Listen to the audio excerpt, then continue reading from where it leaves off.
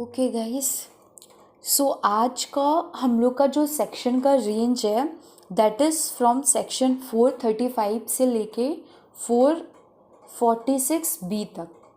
इसमें से कुछ कुछ रेलिवेंट और इम्पॉर्टेंट सेक्शंस हैं जो इम्पॉर्टेंट है फॉर एग्ज़ाम पर्पस, वो हम लोग स्टडी कर रहे हैं। सबसे पहले जो सेक्शन देख रहे हैं वो है section number 439 that is offences to be non cognizable. Now what do you mean by cognizable and non-cognizable offense? There is a difference between cognizable and non-cognizable offense. Cognizable offense का मतलब होता है ऐसा offenses जहाँ पे आपको police officer बिना warrant के भी अरेस्ट कर सकती है, मतलब क्रिमिनल मोर सीरियस टाइप का ऑफेंसेस है।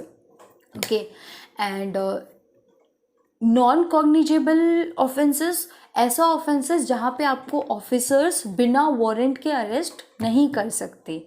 ठीक है, सो फर्स्ट ये समझिए कि हम companies act point of view से बात कर रहे हैं।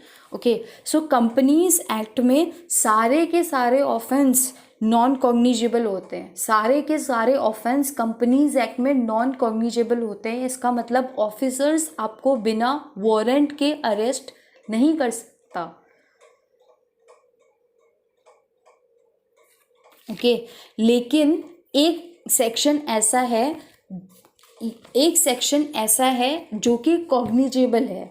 ठीक है, वो है सेक्शन 212 सबसेक्शन 6। वो SFIO से रिलेटेड सेक्शन है जहाँ पे आपने कुछ सीरियस फ्रॉड किया है, सीरियस क्राइम किया है, तब उस केस में ऑफिसर्स आपको बिना वारंट के भी अरेस्ट कर सकती है। ठीक है, सो ऐसे याद रखना है कि कंपनीज एक्ट में सारे के सारे ऑफेंसेस नॉन कॉग्निजेबल ऑफेंस है except one, and that is section 212 subsection 6। Okay, दूसरा पॉइंट आता है कॉग्निजेंस। अब कोर्ट आपका सुनवाई कब करेगा, आपका जो मैटर है अपने कॉग्निजेंस पे कब लेगा, या आपका केस सुनेगा कब?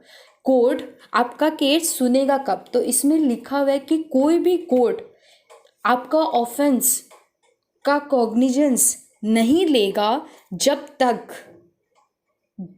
तक आप कंप्लेन इन राइटिंग में ना दे दे। कंप्लेन इन किसके कहने पे कोर्ट सुनेगा? या तो ROC, या तो शेयर होल्डर, या तो मेंबर, या तो person authorise by central government. You know ना, there is a difference between share holder and member. Member as in जिसका नाम रजिस्टर ऑफ मेंबर्स में रहता है, एंटर्ड रहता है, जिसका नाम, अगर लिस्टेड कंपनी है, जिसका नाम जो एज अ बेनिफिशियल ओनर रहता है, बेनिफिशियल होल्डर रहता है इन दी बुक्स ऑफ डिपॉजिटरी। ओके, अगर गवर्नमेंट कंपनी है तो सिर्फ पर्सन ऑथोराइज बाय CG बोले तो भी चल जाएगा। ठीक है, और अगर ऐसा मैटर है जो कि issue and transfer of security से रिलेटेड है, या फिर नॉन पेमेंट ऑफ डिविडेंड से रिलेटेड है, तब उस केस में इन लोग के अलावा पर्सन ऑथोराइज बाय सेवी भी जा सकता है। ओके, सो ये ऑफिसर्स, मतलब इसमें ऑफेंस कौन कमिट किया होगा? या तो आपका कंपनी ने ऑफेंस कमिट किया है, या तो ऑफिसर्स ने कमिट किया है। अब इन लोग जब जाएगा तो कैसे जाएगा? By a complaint in writing. ठीक है, तो समझो इस चीज को। बोलता है कि कोई भी कोर्ट आपका ऑफेंस का कॉग्निजेंस नहीं लेगा जो कंपनी या ऑफिसर्स ने कमिट किया है, अनटिल एंड अनलेस आप कंप्लेन इन राइटिंग ना दे दो। कौन देगा? या तो ROC देगा, या तो शेयर होल्डर देगा। जब सारा ऑफेंसेस का केस में या तो ROC देगा, शेयर होल्डर देगा, मेंबर देगा, या पर्सन ऑथोराइज बाय CG देगा। गवर्नमेंट कंपनी है तब उसमें केस में ROC, शेयर होल्डर, मेंबर नहीं जाएगा, सिर्फ पर्सन ऑथोराइज बाय CG जाएगा, तभी कोर्ट कॉग्निजेंस लेगा। ओके अगर ऐसा मैटर्स है जो कि issue and transfer of securities या नॉन पेमेंट ऑफ डिविडेंड से रिलेटेड है, तब कोर्ट तभी कॉग्निजेंस ले सकता है अगर इन लोग के अलावा अगर पर्सन ऑथोराइज बाय सेवी भी जा सकता है। अच्छा, थर्ड पॉइंट क्या बोलता है, nothing shall apply to prosecution by company of any of its officer. अगर कंपनी अपना ही ऑफिसर्स के खिलाफ प्रोसिक्यूशन कर रहा है, तब उस केस में ये सब नहीं देखेगा कि कॉग्निजेंस के लिए कौन जा सकता है, कौन नहीं जा सकता है। सो ये एक इसका एक प्रोविजन है, ठीक है।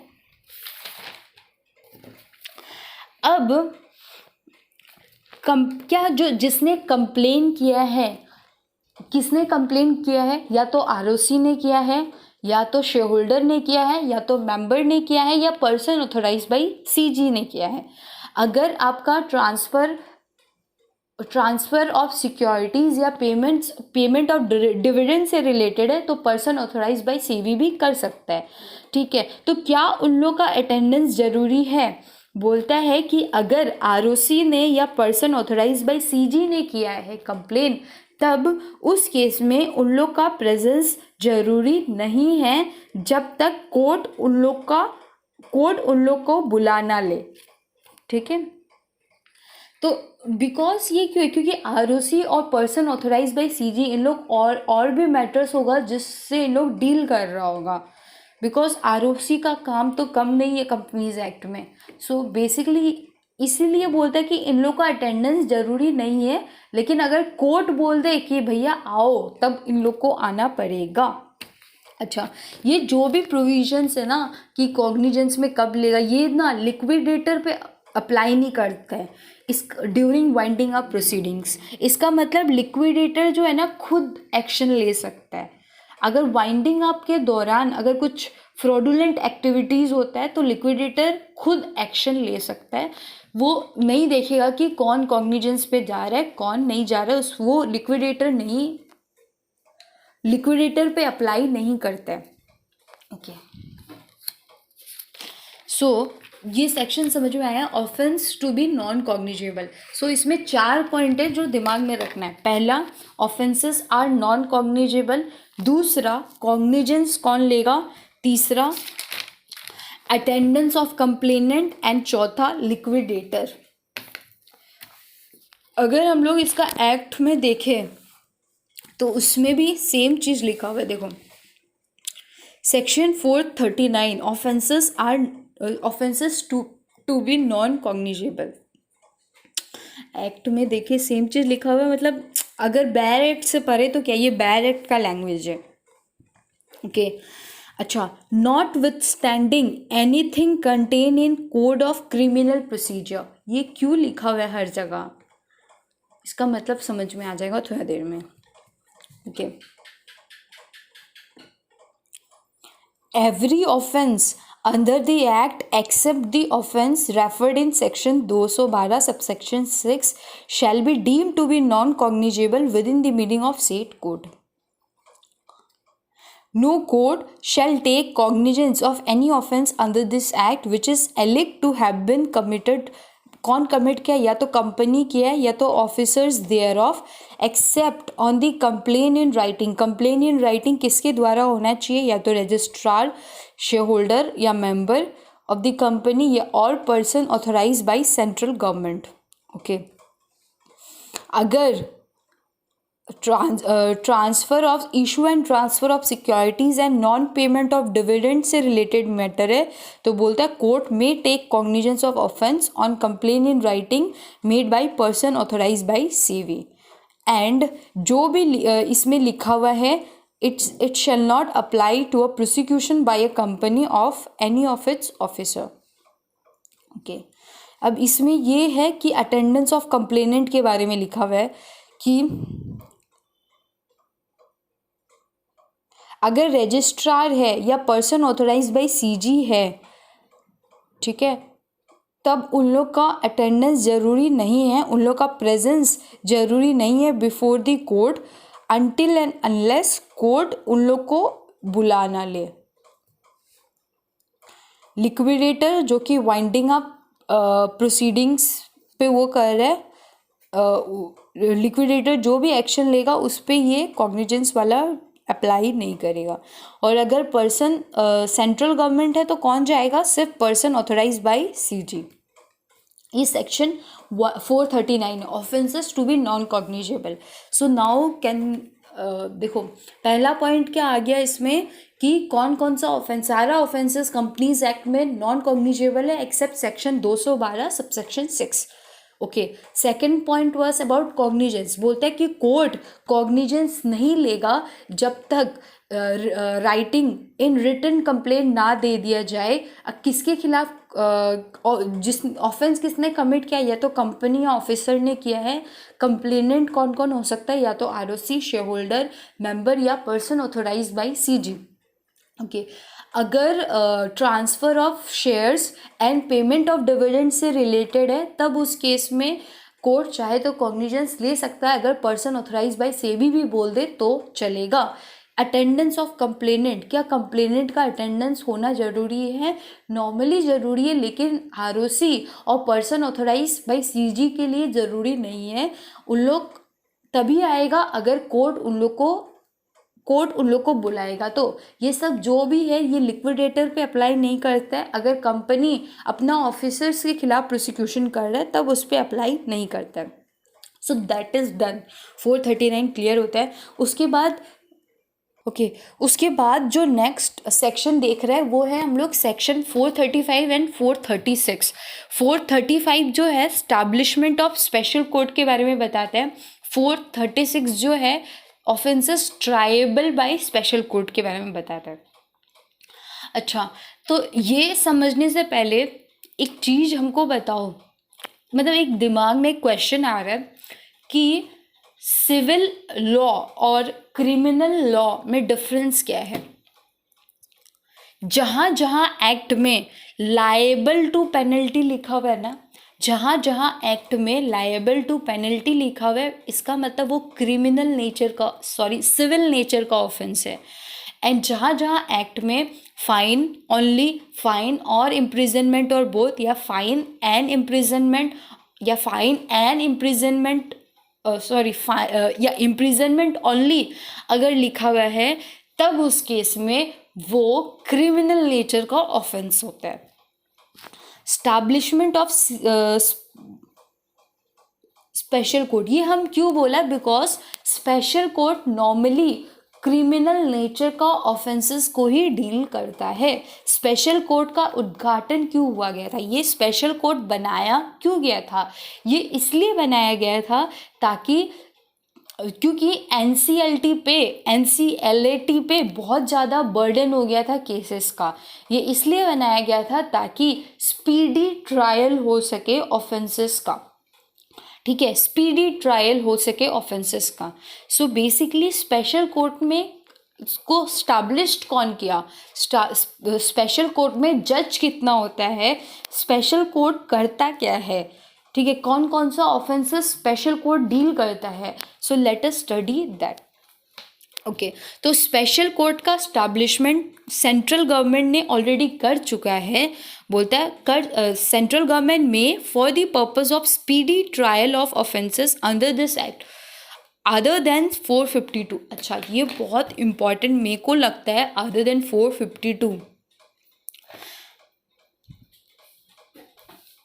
by notification designate as many special court as may be necessary। पहले इसको समझता पहले, फिर 452 के ऊपर बात करने में। ओके, तो इसमें ये लिखा हुआ है कि सेंट्रल गवर्नमेंट चाहे तो speedy trial of disposal of offences के लिए, ठीक है, जो इस एक्ट में हैं उन सारा ऑफेंसेस के लिए नोटिफिकेशन ला के डेजिग्नेट कर सकता है कि ये कोर्ट अब से स्पेशल कोर्ट होगा, ये कोर्ट अब से स्पेशल कोर्ट होगा। जितना स्पेशल कोर्ट को डेजिग्नेट करना चाहे उतना स्पेशल कोर्ट को डेजिग्नेट कर सकता है। अब ये जो आया है ये other than section 452, this is amendment as per companies amendment act 2020। इसमें ये लिखा हुआ है 452 deals with punishment for wrongful with holding of property. इसमें कुछ ऐसा लिखा हुआ था कि अगर, एक सेकेंड, या हियर इज द सेक्शन, इसमें कुछ ऐसा लिखा हुआ था, अगर कोई ऑफिसर या एम्प्लॉय रॉन्गफुली विथहोल्ड कर लेता प्रॉपर्टी, ठीक है, कंपनी का कोई प्रॉपर्टी है, रॉन्गफुली ऑब्टेन कर लिया, रॉन्गफुली विथहोल्ड कर लिया, रॉन्गफुली पोजेस कर लिया, cash including cash of the company, तब उस ऑफिसर या एम्प्लॉय के ऊपर कुछ कुछ पनिशमेंट्स होता था।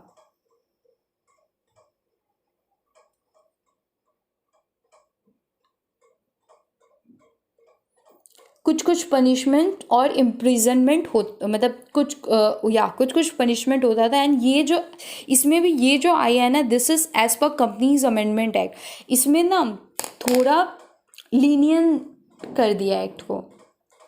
बोलता है कि अगर कोई एम्प्लॉय या ऑफिसर ऐसा है जिसका आपने प्रोविडेंट फंड का पैसा, पेंशन फंड का पैसा, ग्रेच्युटी फंड का पैसा या वर्कमैन कंपनसेशन एक्ट में उसका कोई कंपनसेशन नहीं दिया है, तब उन लोग के खिलाफ आप ऑर्डर कर ही नहीं सकता। इसमें ना प्रोटेक्शन दिया गया है, this is protection given to, can से protection given to employ and officer. So section 452 समझ में आया ना, मतलब अगर ऑफिसर और एम्प्लॉय ने रॉन्गफुली विथहोल्ड किया प्रॉपर्टी का, तब उस केस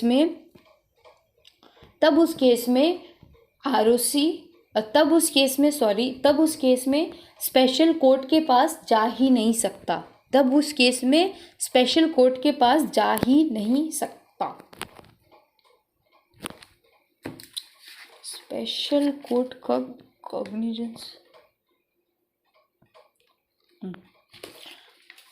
राइट, ओके। उसके बाद स्पेशल कोर्ट में कौन कौन बैठता है, बोलता है स्पेशल कोर्ट में एक सिंगल जज होगा, जो कि या तो सेशन जज होगा या तो एडिशनल सेशन जज होगा। अगर आपका इम्प्रिजनमेंट 2 साल या उससे ज़्यादा है, अगर उससे कम है या फिर फाइन है, तब उस केस में in any other offences metropolitan magistrate और judicial magistrate of first class होगा। अगर आपका ऑफेंसेस विद इम्प्रिजनमेंट 2 या 2 साल से ज़्यादा है, तब उस केस में आप किसके पास जाओगे, सेशन जज या एडिशनल सेशन जज।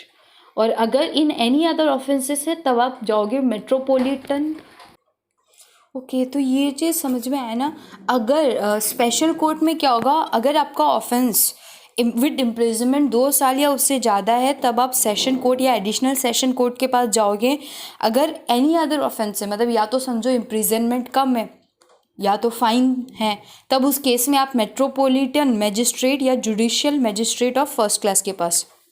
ओके, ये सेंट्रल गवर्नमेंट सेंट्रल गवर्नमेंट सारा काम अकेले नहीं कर सकती, तो सेंट्रल गवर्नमेंट ये जो भी करेगी in consultation with chief justice of high court करेगी, ठीक है, within whose jurisdiction the जज to be appointed is working. Delhi का हाई कोर्ट, अगर दिल्ली में आपको सेशन कोर्ट खोलना है, तो दिल्ली का हाई कोर्ट के साथ कंसल्टेशन करके वो करेगी, राइट, डेजिग्नेट करेगी। सो इसमें सेक्शन में देखो डायरेक्ट में कैसे लिखा हुआ है, सेम है। सबसे पहले सेंट्रल गवर्नमेंट में for the purpose of providing speedy trial of offences under this act except section 452 जो मैंने बताया, वो डेजिग्नेट कर सकती है, स्टैब्लिश्ड कर सकती है as many special court as may be necessary. Special court में कौन होगा, एक सिंगल जज होगा जो होल्ड कर रहा ऑफिस एज अ सेशन जज या एडिशनल सेशन जज। अगर आपका ऑफेंस विद इम्प्रिजनमेंट 2 साल या उससे ज़्यादा है, एंड मेट्रोपॉलिटन मैजिस्ट्रेट और जुडिशियल मैजिस्ट्रेट होगा अगर एनी अदर ऑफेंस है। सेंट्रल गवर्नमेंट कैसे अपॉइंट करेगी, with consultation with chief justice of high court within whose jurisdiction the जज to be appointed is working. So this is all about section number 435. Basically 2 point था section 435 में कि पहले उसका appointment कैसे होगा, दूसरा उसमें कितने जजेस होंगे और कब वो जजेस मैटर को डील करेंगे। Okay 436 this is all about offences triable by special court. 436 क्या बोलता है, सारा ऑफेंसेस जो कि 435 में लिखा हुआ है वो सारा स्पेशल कोर्ट ट्राएबल कर सकता है। कौन सा of areas in which the registered office of the company is situated.